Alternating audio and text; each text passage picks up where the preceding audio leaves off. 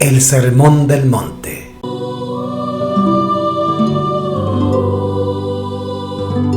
Más de 14 siglos antes que Jesús naciera en Belén, los hijos de Israel estaban reunidos en el hermoso valle de Siquem.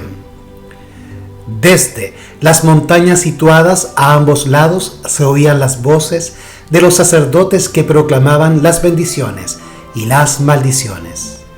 La bendición: si oyereis los mandamientos de Jehová vuestro Dios, y la maldición: si no oyereis. Por esto el monte desde el cual procedieron las palabras de bendición llegó a conocerse como el monte de las bendiciones. Mas no fue sobre Gerizim donde se pronunciaron las palabras que llegaron como bendición para un mundo pecador y entristecido. No alcanzó Israel el alto ideal que se le había propuesto. Un ser distinto de Josué debía conducir a su pueblo al verdadero reposo de la fe. El monte de las bienaventuranzas no es Gerizim, sino aquel monte sin nombre, junto al lago Genezaret, donde Jesús dirigió las palabras de bendición a sus discípulos y a la multitud. Volvamos con los ojos de la imaginación a ese escenario y, sentados con los discípulos en la ladera del monte, analicemos los pensamientos y sentimientos que llenaban sus corazones. Si comprendemos lo que significaban las palabras de Jesús para quienes las oyeran, podremos percibir en ellas nueva vida y belleza, y podremos aprovechar sus lecciones más profundas. Cuando el Salvador principió su ministerio, el concepto que el pueblo tenía acerca del Mesías y de su obra era tal que inhabilitaba completamente al pueblo para recibirlo. El espíritu de verdadera devoción se había perdido en las tradiciones y el espiritualismo, y las profecías eran interpretadas al antojo de corazones orgullosos y amantes del mundo.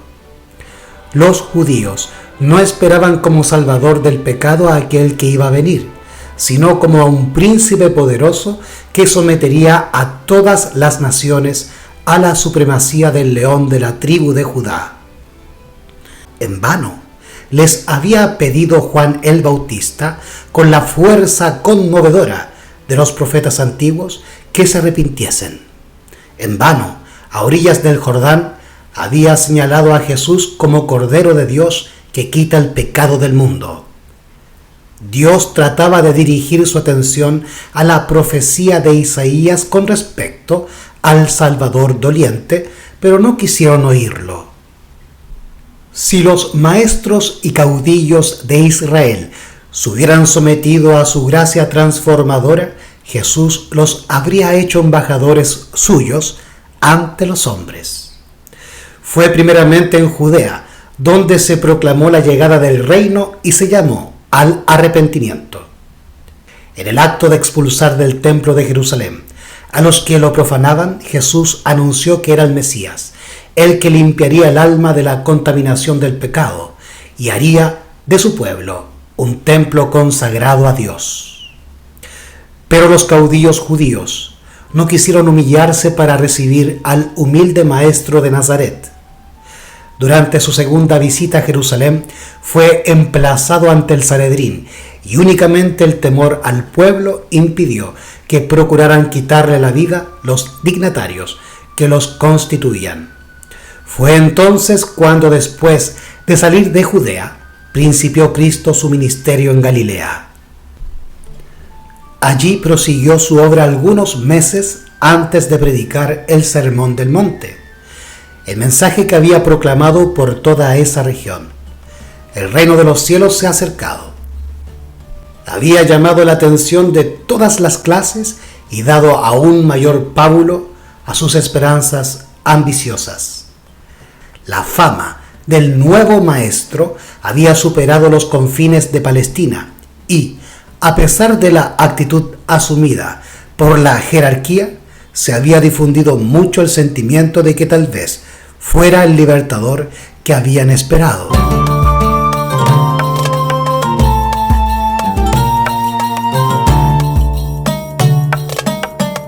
Grandes multitudes seguían los pasos de Jesús y el entusiasmo popular era grande. Había llegado el momento en que los discípulos, que estaban más estrechamente relacionados con Cristo, debían unirse más directamente en su obra para que estas vastas muchedumbres no quedaran abandonadas como ovejas sin pastor. Algunos de esos discípulos se habían vinculado con Cristo al principio de su ministerio, y los 12 vivían casi todos asociados entre sí como miembros de la familia de Jesús. No obstante, engañados también por las enseñanzas de los rabinos, esperaban, como todo el pueblo, un reino terrenal. No podían comprender las acciones de Jesús. Ya los había dejado perplejos y turbados el que no hiciese esfuerzo alguno para fortalecer su causa obteniendo el apoyo de sacerdotes y rabinos, y porque nada había hecho para establecer su autoridad como rey de esta tierra. Todavía había que hacer una gran obra en favor de estos discípulos antes que estuviesen preparados para la sagrada responsabilidad que les incumbiría cuando Jesús ascendiera al cielo.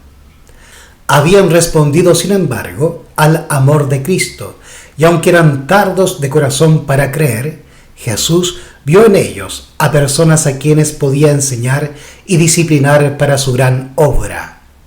Habían respondido, sin embargo, al amor de Cristo, y aunque eran tardos de corazón para creer, Jesús vio en ellos a personas a quienes podía enseñar y disciplinar para su gran obra. Y ahora que habían estado con él suficiente tiempo como para afirmar hasta cierto punto su fe en el carácter divino de su misión, y el pueblo también había recibido pruebas incontrovertibles de su poder, quedaba expedito el camino para declarar los principios de su reino, en forma tal que les ayudase a comprender su verdadero carácter. Solo sobre un monte cerca del mar de Galilea, Jesús había pasado la noche orando en favor de estos escogidos. Al amanecer, los llamó así, y con palabras de oración y enseñanza puso las manos sobre sus cabezas para bendecirlos y apartarlos para la obra del Evangelio. Luego se dirigió con ellos a la orilla del mar, donde ya desde el alba había principiado a reunirse una gran multitud. Además de las acostumbradas muchedumbres de los pueblos galileos, había gente de Judea y aún de Jerusalén, de Perea, de Decápolis y de Idumea, una región lejana situada al sur de Judea, y de Tiro y Sidón, ciudades fenicias de la costa del Mediterráneo. Oyendo cuán grandes cosas hacía, ellos habían venido para oírle y para ser sanados de sus enfermedades, porque poder salía de él y sanaba a todos. Como la estrecha playa no daba cabida ni aun de pie dentro del alcance de su voz a todos los que deseaban oírlo, Jesús los condujo a la montaña. Llegado que hubo a un espacio despejado de obstáculos que ofrecía un agradable lugar de reunión para la vasta asamblea, se sentó en la hierba, y los discípulos y las multitudes siguieron su ejemplo, presintiendo que podían esperar algo más que lo acostumbrado. Rodearon ahora estrechamente a su maestro. Creían que el reino iba a ser establecido pronto y que los sucesos de aquella mañana sacaban la segura conclusión de que Jesús iba a hacer algún anuncio concerniente a dicho reino. Un sentimiento de expectativa dominaba también a la multitud, y los rostros tensos daban evidencia del profundo interés sentido. Al sentarse en la verde ladera de la montaña, aguardando las palabras del Maestro Divino, todos tenían el corazón embargado por pensamientos de gloria futura. Habían escribas y fariseos que esperaban el día en que dominarían a los odiados romanos y poseerían las riquezas y el esplendor del gran imperio mundial.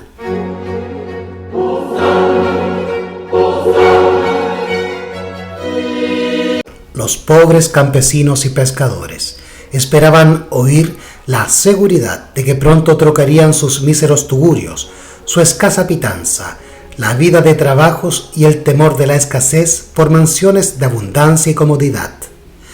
En lugar del burdo vestido que los cubría de día y era también su cobertor por la noche, esperaban que Cristo les daría los ricos y costosos mantos de sus conquistadores.